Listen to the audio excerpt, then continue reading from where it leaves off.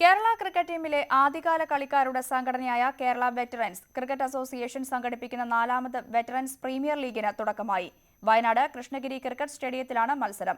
മത്സരത്തിലൂടെ ലഭിക്കുന്ന പണം സാമ്പത്തികമായി പിന്നോക്കം നിൽക്കുന്ന ആദ്യകാല കളിക്കാരുടെ ചികിത്സാ ചെലവിന് നൽകാനാണ് തീരുമാനം.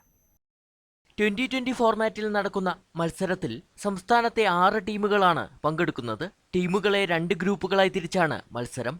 ഓരോ പൂളിലും 3 ടീമുകളാണുള്ളത്. ഇതിന് കളിക്കാർ കേരളത്തിൽ ക്രിക്കറ്റ് കളിച്ചിരുന്ന 40 വയസ്സിന് മുകളിലുള്ള ക്രിക്കറ്റ് കളിച്ചിരുന്ന രഞ്ജി ട്രോഫി തൊട്ട് എല്ലാ ലെവലിലും സ്റ്റേറ്റ് കളിച്ചിട്ടുള്ളവർ, അല്ലാതെ ക്ലബ്ബ് കളിച്ചിട്ടുള്ള ക്രിക്കറ്റേഴ്സ്, മിനിമം ഏജ് എന്നുള്ളത് 40 ഇയേഴ്സ് ആണ്. അതിന് മുകളിലോട്ടുള്ള കളിക്കാരെ ഓരോ ടീമിൻ്റെ ലെവലിൽ പല രീതിയിൽ 50 വയസ്സിന് മുകളിലുള്ള ഒരാൾ, 45 വയസ്സിന് മുകളിൽ, 40 വയസ്സിന് മുകളിൽ, ആ രീതിയിൽ നമ്മൾ ടീമിന് കോമ്പിനേഷൻ കൊടുത്തേക്കുന്നത്. രാവിലെ 9 മണിക്ക് തന്നെ ആദ്യ മത്സരങ്ങൾക്ക് തുടക്കമായി. 3 ദിവസങ്ങളിലായാണ് മത്സരം നടക്കുക. പ്രീമിയർ ലീഗിലൂടെ സമാഹരിക്കുന്ന പണം സാമ്പത്തികമായി പിന്നോക്കം നിൽക്കുന്ന പഴയകാല കളിക്കാരുടെ ചികിത്സാ ചെലവിനാണ് വിനിയോഗിക്കുന്നത്. സമാപന ദിവസം അണ്ടർ 19 ദേശീയ ടീമിലേക്ക് തിരഞ്ഞെടുക്കപ്പെട്ട മലയാളി താരങ്ങളെ അസോസിയേഷന്റെ നേതൃത്വത്തിൽ ആദരിക്കും. ന്യൂസ് 18 വയനാട്.